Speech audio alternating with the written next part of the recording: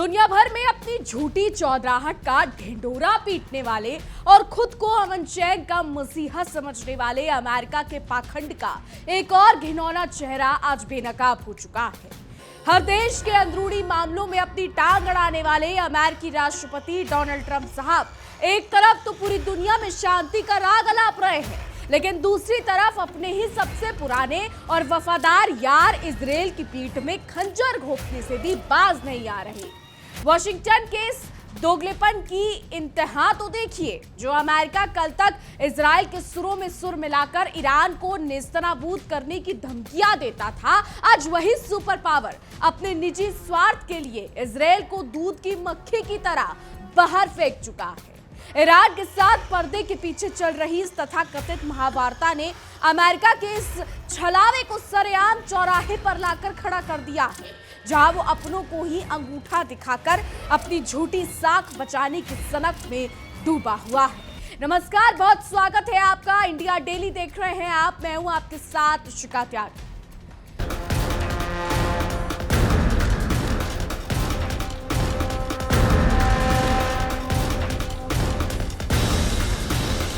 तो दुनिया भर में अपनी चौधराहट दिखाने वाले और खुद को शांति का मसीहा साबित करने में जुटे अमेरिका के दोहरे चरित्र का एक और बड़ा तमाशा आज दुनिया के सामने आ चुका है। हर जगह अपनी उंगली अड़ाने वाले अमेरिकी राष्ट्रपति मिस्टर डोनाल्ड ट्रंप एक तरफ तो अमन चैन की बांसुरी बजा रहे हैं, लेकिन दूसरी तरफ अपने ही सबसे पुराने और वफादार मित्र इजराइल की पीठ में छुरा घोंप रहे हैं। इस महाशक्ति के दोगलेपन की बानगी तो देखिए कि जो अमेरिका कल तक इजराइल को अपने साथ लेकर चलता था, इजराइल को अपना पक्का यार बताता था, जिसके साथ ईरान को नक्शे से मिटाने की कस्में और धमकियां दी गई थी, आज वही वॉशिंगटन अपने स्वार्थ के लिए इजराइल को दूध की मक्खी की तरह बाहर फेंक चुका है। जैसा कि हमने आपको पहले कहा, ईरान के साथ पर्दे के पीछे चल रही इस तथाकथित शांति वार्ता ने अमेरिका की पूरी पोल पट्टी खोल कर रख दी है, जहां वो अपनों को ही ठेंगा दिखा रहा है, अपनों को ही ठगने में लगा है। अमेरिकी सियासत का ये पुराना ढर्रा रहा है कि वो जब चाहे अपनी साथियों की बलि चढ़ा देता है, और इस बार डोनाल्ड ट्रंप ने इजराइल के प्रधानमंत्री बेंजामिन नेतन्याहू को बातचीत की बिसात से बिल्कुल किनारे लगा दिया है। प्रतिष्ठित अमेरिकी राष्ट्रपति डोनाल्ड ट्रंप यूं तो बड़े बड़े बयान देते हैं, लेकिन इस बार डोनाल्ड ट्रंप ने अपने दोस्त नेतन्याहू की पीठ में खंजर घोंप दिया। मीडिया रिपोर्ट्स के मुताबिक शनिवार को इस सनसनीखेज सच से पर्दा उठाते हुए ये साफ हो गया है कि ईरान के मसले पर ट्रंप प्रशासन ने इजराइल को पूरी तरीके से अलग थलग कर दिया है। दो अनाम इजरायली रक्षा अधिकारियों के हवाले से जो हकीकत सामने आई है, वो अमेरिका के यूज एंड थ्रो वाले रवैये का करारा तमाचा। आज हालात ये है कि इजराइल इस पूरी बातचीत की प्रक्रिया से लगभग पूरी तरीके से बाहर हो चुका है और उसे अपने ही अस्तित्व से जुड़ी इस बड़ी शांति वार्ता की भनक तक नहीं लगने दी जा रही। अपनी सुरक्षा को लेकर हमेशा सतर्क रहने वाले इजराइल के लिए अमेरिका की एक चाल किसी बड़े झटके से कम नहीं, जिसके कारण अब इजराइल को शांति वार्ता की पल पल की जानकारी हासिल करने के लिए दूसरों के सामने हाथ फैलाना पड़ रहा है।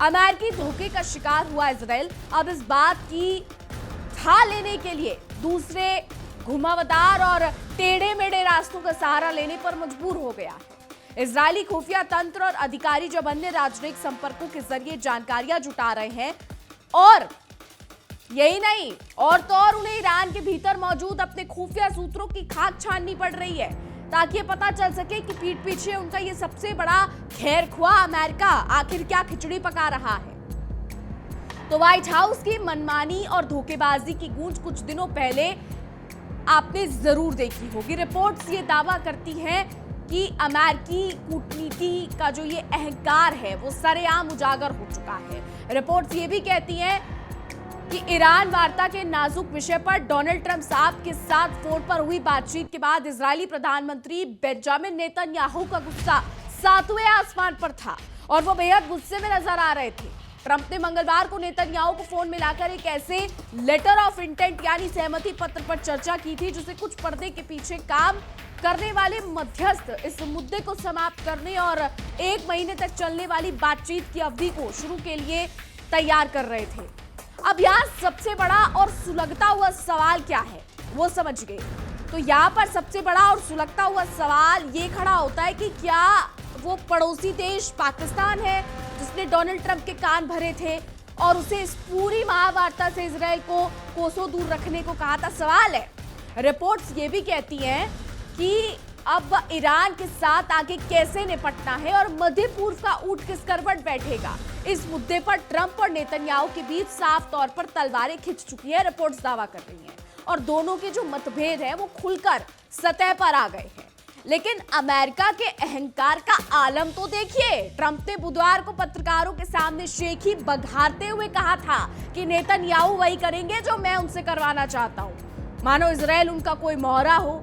अपनी इस चौधराहट को छिपाने के लिए ट्रंप साहब ने ये लॉलीपॉप भी थमा दिया कि इजराइल के प्रधानमंत्री बहुत अच्छे इंसान हैं, जो अमेरिका की उसी पुरानी आदत को दर्शाता है जिसमें वो एक हाथ से थप्पड़ मारता है और दूसरे हाथ से सहलाने का नाटक करता है।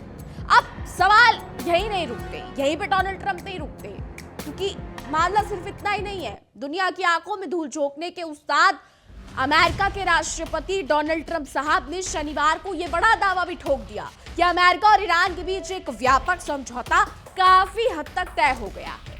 उन्होंने ऐलान कर दिया कि समझौते के तहत हॉर्मुज डलडमरू मध्य यानी स्ट्रेट ऑफ हॉर्मुज को फिर से जहाजों की आवाजाही के लिए खोल दिया जाएगा और इसके बाद से बात की पूरी संभावना बन रही है कि ईरान के साथ मंडरा रहा युद्ध का काला साया शायद अब हमेशा के लिए छट जाए और जंग फिर से शुरू ना हो। ट्रंप ने अपने social media platform truth social पर बड़े जोर शोर से लिखा कि एक समझौता काफी हद तक तय हो चुका है, जिसे अमेरिका, ईरान और कई अन्य देशों के बीच अंतिम रूप दिया जाना बाकी है। लेकिन ट्रंप की इस आत्ममुग्धता और हवाई दावों की हवा निकालने में ईरान ने भी जरा सी भी देर नहीं की है और अमेरिका को आईना दिखा दिया है। ईरान की तरफ से ये कहा जा रहा है, रिपोर्ट्स ये दावा कर रही है कि ईरान की तरफ से ये कहा गया है, ये जो ट्रंप की जो बड़बोले बयान है इस पर तुरंत असहमति ईरान की तरफ से साफ जाहिर कर दी गई है। कह दिया गया है कि वॉशिंगटन अपनी पीठ खुद थपथपा रहा है और इस थपथपाने को वो बंद कर दे, ईरान की तरफ से कहा जा रहा है। मीडिया रिपोर्ट्स के मुताबिक अमेरिका और ईरान के बीच हुए इस प्रस्ताव के ताजा मसौदे पर यह साफ लिखा गया है कि हॉर्मुज स्ट्रेट पर किसी और की दादागिरी नहीं चलेगी और वो पूरी तरीके से ईरान के नियंत्रण में रहेगा, ईरान कह रहा है। रिपोर्ट्स दावा कर रही है। इस पूरे मामले से जुड़े कुछ सूत्र ये खुलासा करते हैं कि सहमति पत्र यानी MOU के जिन ताजा मसौदों को ट्रंप अंतिम रूप देने के बेहद करीब होने का ढोंग कर रहे हैं, उनके लागू होने पर ही ईरान के साथ शत्रुता समाप्त हो पाएगी। यानी ये जो अब वार्ता चल रही है, ईरान कुछ कह रहा है, अमेरिका कुछ कह रहा है, दोनों देशों के बीच में खटपट चल रही है, लगातार बयानबाजी हो रही है। ईरान की तरफ से कम बयान नहीं आ रहे हैं जितने अमेरिकी राष्ट्रपति डोनाल्ड ट्रंप साहब व्हाइट हाउस में बैठकर बड़े बड़े बयान दे रहे हैं, सेम ईरान की साइड से भी हो रहा है। ईरान भी कई बड़े बड़े बयान दे रहा है। अब सवाल ये है, रिपोर्ट्स ये दावा कर रही है कि डोनाल्ड ट्रंप ने अपने कई सारे प्लान्स को कैंसिल कर दिया। डोनाल्ड ट्रंप गोल्फ खेलने जाने वाले थे, वो डोनाल्ड ट्रंप ने कैंसिल कर दिया और भी तमाम चीजें हैं। हालांकि आपको बता दें, राष्ट्रपति किसी भी देश के राष्ट्रपति का अगर कोई भी प्लान होता है वो इतनी आसानी से कैंसिल नहीं होता है। लेकिन अब व्हाइट हाउस में जिस तरीके की ताबड़तोड़ मीटिंग्स चल रही हैं, सारे प्लान्स कैंसिल हो रहे हैं, इससे कयास ये लगाया जा रहा है कि व्हाइट हाउस और पेंटागन मिलकर कुछ बड़ा ईरान को लेकर जो है वो करने वाले हैं। हालांकि डोनाल्ड ट्रंप ने भी कुछ ही समय पहले ये ट्रुथ सोशल पर लिखा था कि अगर कतर, UAE और सऊदी मुझे नहीं रोकते तो आज ईरान पर बहुत बड़ा हमला होता। ये डोनाल्ड ट्रंप की तरफ से कहा गया था। यानी उस वक्त तो डोनाल्ड ट्रंप रुक गए, लेकिन अब डोनाल्ड ट्रंप ईरान को लेकर बड़ी तैयारी यहां पर करते नजर आ रहे हैं। हम ऐसा क्यों कह रहे हैं, विस्तार से समझने के लिए चलते मेरी सहयोगी नैना के पास और नैना से जान लेते हैं कि आखिर ये मामला क्या चल रहा है व्हाइट हाउस पे। देखिए,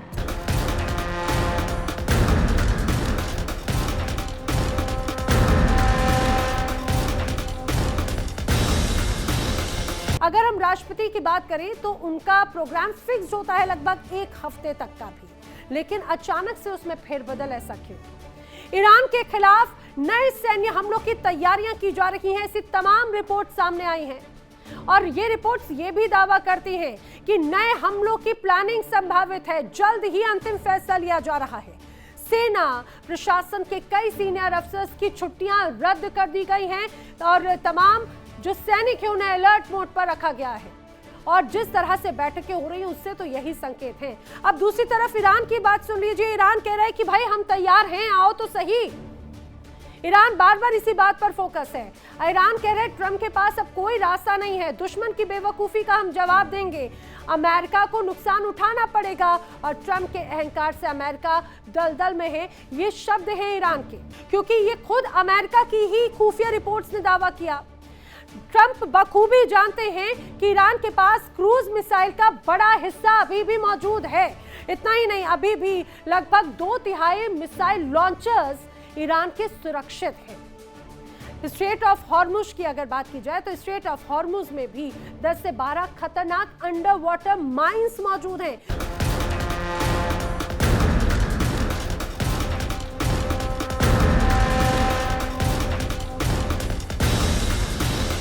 बहुत शुक्रिया नैना आपका।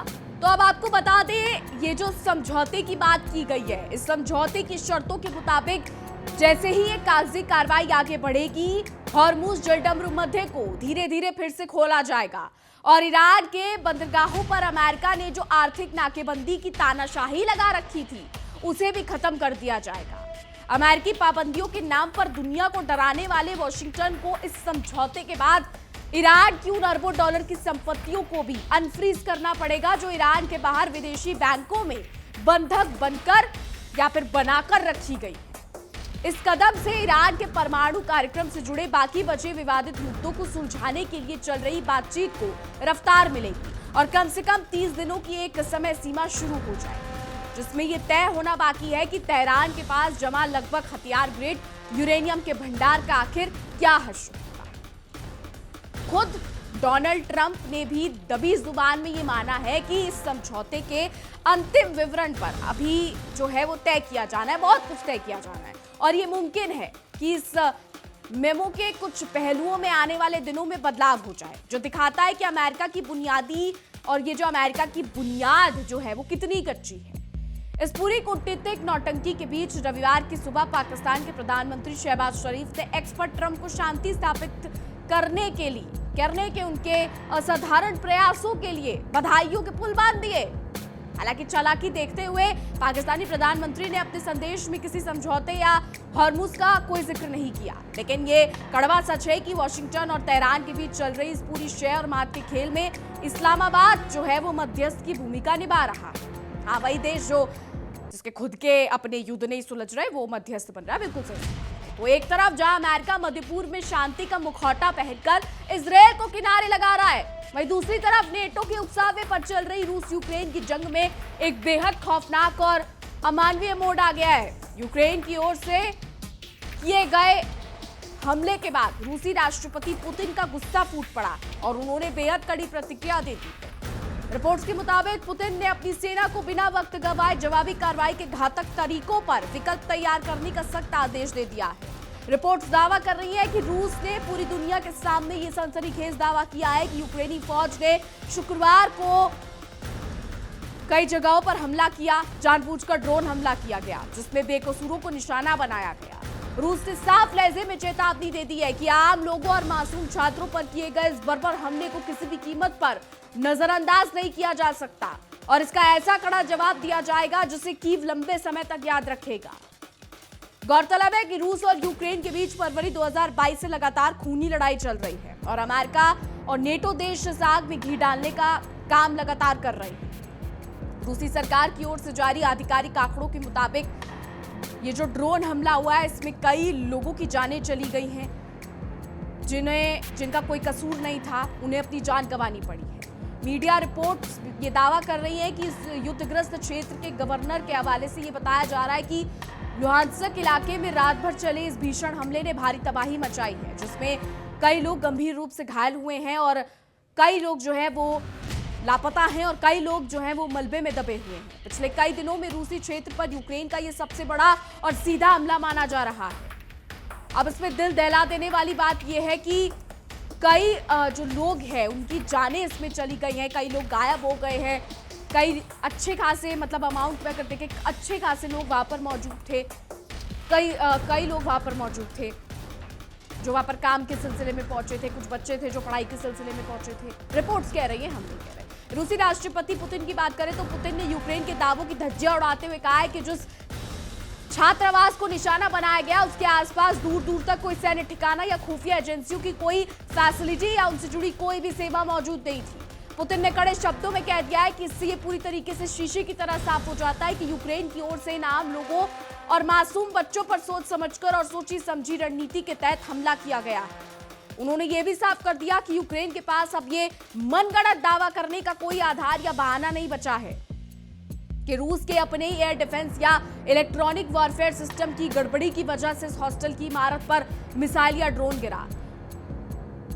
व्लादिमीर पुतिन के इस कड़े रुख और रूसी सेना को तत्काल जवाबी कार्रवाई की तैयारी करने के आदेश के बाद ये तय माना जा रहा है कि दोनों देशों के बीच चल रहा ये संघर्ष आने वाले दिनों में और ज्यादा तेज और भयानक रूप आखिरकार ले सकता है। व्लादिमीर पुतिन के इस कड़े रुख और रूसी सेना को तत्काल जवाबी कार्रवाई की तैयारी करने के आदेश के बाद अब ये तय माना जा रहा है कि दोनों देशों के बीच चल रहा ये संघर्ष आने वाले दिनों में और ज्यादा तेज और भयानक रूप अख्तियार कर सकता है। दूसरी ओर हमेशा की तरह अपनी हरकतों पर पर्दा डालने की कोशिश करते हुए यूक्रेन की सेना ने दावा कर दिया है कि उसने किसी भी हॉस्टल पर हमला नहीं किया बल्कि रूस की विशेष रूबिकॉन ड्रोन सैन्य इकाई के मुख्यालय को नेस्तनाबूद किया है। हालांकि जब यूक्रेनी सेना से ये तीखा सवाल पूछा गया कि क्या उसने किसी गलत नागरिक इमारत को निशाना बनाने की चूक हुई है तो उनके पास इसका कोई जवाब नहीं था और उन्होंने इस पर पूरी तरीके से चुप्पी साधी रिपोर्ट्स कह रही हैं। इस भयानक कांड पर रूस के विदेश मंत्रालय ने बेहद तीखा और आक्रामक रुख अपनाते हुए कहा है कि इन बेबस और लाचार लोगों के खिलाफ ये जो हमला किया गया है ये अमानवीय हमला है और इसका बदला लिया जाएगा। हथियारों से होने वाली इस लड़ाई का एक नया और काला अध्याय है। रूस ने तंज कसते हुए कहा कि ये घिनौना खेल कीव का वो शासन शुरू कर रहा है जिसे लड़ाई के मैदान में चारों खाने चित होना पड़ा है और जिसे लगातार हार का सामना करना पड़ रहा है। रूसी विदेश मंत्रालय ने अमेरिका और उसके जो भी सहयोगी देश पश्चिमी देशों पर सीधा हमला बोलते हुए कहा कि ऐसे कायराना हमले नेटो देश से खैरात में मिले लंबी दूरी के आधुनिक हथियारों के बूते पर किए जा रहे हैं। रूसी विदेश मंत्रालय ने दुनिया को आगाह करते हुए साफ कहा है कि यह हमला किसी भी सूरत में गलती या तकनीकी खराबी से नहीं हो सकता था बल्कि यह आम नागरिकों पर जानबूझकर किया गया एक सोची समझी साजिश का हिस्सा था जो जर्मन नाजियों की बर्बर भावना से प्रेरित था। रूस ने वैश्विक मंच पर गुहार लगाते हुए कहा है कि हम तमाम अंतर्राष्ट्रीय संगठनों दुनिया भर की सरकारों और वैश्विक जनता से इस हमले को लेकर कड़े से कड़े शब्दों में निंदा करने की अपील करते। तो चाहे मध्य पूर्व में अपने वफादार साथियों को धोखा देकर खुद को मसीहा साबित करने की ट्रंप की सनक हो या फिर नेटो की शह पर यूक्रेन द्वारा मासूम बच्चों या फिर लोगों पर बरसाए गए ड्रोन बम हो, इन दोनों ही तस्वीरों के पीछे अमेरिका और उसके सहयोगियों की साम्राज्यवादी भूख साफ दिखाई देती है। दुनिया को शांति का पाठ पढ़ाने वाले वॉशिंगटन के नेता आज खुद कूटनीति के सबसे निचले स्तर पर उतर आए हैं जहां ना तो उसकी दोस्ती की कोई साख बची है और ना ही उसके वादों की कोई कीमत। अपने स्वार्थ के लिए अपनों की ही बलि चढ़ा देने वाले इस अमेरिकी अहंकार ने आज पूरी दुनिया को एक ऐसे बारूद के ढेर पर लाकर खड़ा कर दिया है जहां से शांति की हर राह अब धुंधली दिखाई दे रही है। इस महाविनाशक खेल के पीछे बैठे अमेरिकी नीति निर्माताओं को शायद इस बात का अंदाजा भी नहीं है कि वो अपनी चौधराहट को बचाए रखने के लिए कितनी बड़ी आग से खेल रहे हैं। वॉशिंगटन के बंद कमरों में बैठकर दूसरों के मुल्कों की तकदीर का फैसला करने वाले ये आका भूल चुके हैं कि कूटनीति में जब आप बोएंगे बबूल तो आम कहां से पाएंगे। एक तरफ मध्य पूर्व के देशों को आपस में लड़ाकर अपनी हथियारों की फैक्ट्रियां चलाना और दूसरी तरफ अमन का सफेद झंडा लहराना। अमेरिका की इसी दोहरी नीति ने आज पूरी दुनिया का चैन छीन लिया है। डोनाल्ड ट्रंप का यह सोचना कि वो हर देश को अपनी उंगलियों पर नचा लेंगे उनके इसी साम्राज्यवादी अहंकार का सबसे बड़ा सबूत है। लेकिन इतिहास गवाह है कि जिसने भी सपनों को या फिर यूं कहे कि अपनों को धोखा दिया उसे वक्त ने कभी ना कभी उसकी औकात जरूर दिखाई। इजराइल जैसे वफादार साझेदार को इस तरह दूध से मक्खी की तरह निकाल फेंकना ये साबित करता है कि अमेरिका के लिए रिश्तों की अहमियत सिर्फ तब तक है जब तक उसका उल्लू सीधा होता रहे। आज जब ईरान के साथ समझौते की टेबल पर अमेरिका को अपनी साख बचानी है तो उसने झटके में इजराइल की सुरक्षा को ताक पर रख दिया। वॉशिंगटन की इस चालबाजी इससे मध्य पूर्व में शांति तो दूर की बात है दोस्तों, बल्कि एक ऐसे नए अविश्वास की दीवार खड़ी हो गई है जो आने वाले समय में इस पूरे किले को तबाही के दलदल में धकेल दी। दूसरी तरफ यूक्रेन को मोहरा बनाकर रूस की सरहद पर नेटो का जो चक्रव्यूह रचा गया था, वो भी अब अमेरिका के गले की हड्डी बन चुका है। ये जो यूक्रेनी ड्रोन्स ने हमले किए हैं, असल में वॉशिंगटन और नेटो की उसी शय का नतीजा है, जहां आम लोगों के खून से पश्चिमी देशों की सियासत को सींचा जा रहा है। रूस को कमजोर करने की चाहत में अंधे हो चुके अमेरिकी कूटनीति यज्ञों की ये जो आस है कि रूस को कमजोर करना, ये एक दिन उन्हें ही ले डूबेगी। यह अमेरिका का वही पुराना ढर्रा है जहां जंग किसी और की जमीन पर लड़ी जाती है, खून किसी और का बहता है और मुनाफा सिर्फ वॉशिंगटन की तिजोरियों में भरता है। रूसी राष्ट्रपति पुतिन के इस अल्टीमेटम ने अब दुनिया के सामने ये साफ कर दिया है कि पानी सर से ऊपर जा चुका है। जब रूस ने कड़े और घातक जवाबी हमले की चेतावनी दी है, तो इसके पीछे नेटो की उस तानाशाही के खिलाफ गुस्सा है जो दुनिया को तीसरे विश्व युद्ध की तरफ धकेल रही है। यूक्रेन के पीछे खड़े होकर उसे लंबी दूरी के आधुनिक हथियार थमाने वाला अमेरिका आज खुद को पाक साफ दिखाने का ढोंग नहीं कर सकता। इस पूरे वैश्विक परिदृश्य में चाहे ईरान का हॉर्मुज़ जलडमरू मध्य हो या लुहांस्क का वो तबाही झेल चुका इलाका, हर कड़वी हकीकत के पीछे अमेरिका के इसी अहंकार और धौर्य चरित्र का काला साया साफ साफ दिखाई दे रहा है। इस पूरे विनाशकारी खेल के पीछे छिपे असली खलनायक यानी कि वॉशिंगटन के हुक्मरानों को अब ये समझ लेना चाहिए कि दुनिया अब उनके इस दौरे चरित्र को बर्दाश्त करने वाली नहीं है। आज भले ही डोनाल्ड ट्रंप अपने ट्रुथ सोशल पर बैठकर अपनी पीठ खुद थपथपा रहे हैं, लेकिन इतिहास गवाह है कि जिसने भी अपनों को दगा दिया है, उसे वक्त ने कभी न कभी घुटनों पर लाकर खड़ा किया है।